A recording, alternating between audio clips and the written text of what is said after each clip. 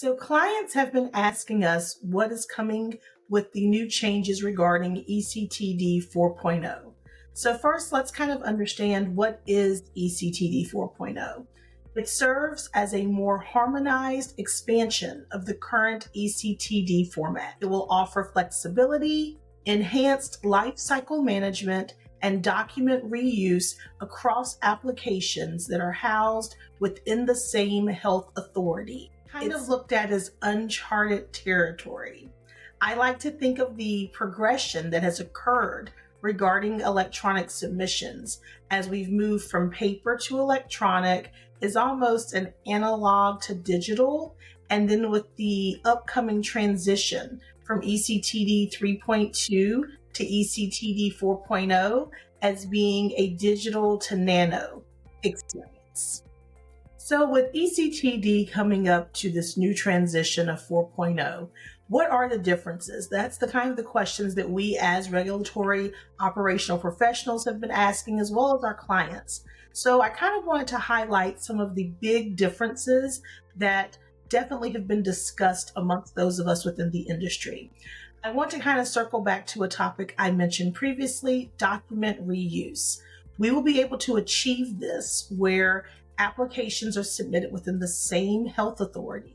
And let's say you wanted to reuse a particular investigator and investigator-related information within those applications. Instead of having to submit them every single time, now a unique identifier number will be assigned to your document within the metadata, allowing that number to be reused across various applications. This will allow faster processing time as well as hopefully faster review times. Other differences are some terminology differences. Those of us very familiar with 3.2, we refer to a new dossier when we were preparing for an eCTD submission. For 4.0, the new term will be application. Just as when we also are doing our dossiers and we have individual sequences, which we submit, currently used with 3.2, in 4.0, that terminology will be submission unit. Another change for 4.0 is a new life cycle status, and this is called update. Now, this is used for metadata changes only. It's no content changes, but allows for metadata changes. And for those of us who have lots of experience in eCTD, this is something we've been saying would be a nice to have, which that has been answered and that will be available in 4.0. Sequence numbering. What it has been previously is a 4-digit numbering. Most of us are very familiar with that. Our initial applications currently begin with 0000. But moving with 4.0, our initial sequence numbering will be 1 digit, number 1. Everything will start with number 1. The sequence numbering characters can go from 1 digit all the way up to 6, allowing for multiple submission units to be submitted with eCTD 4.0.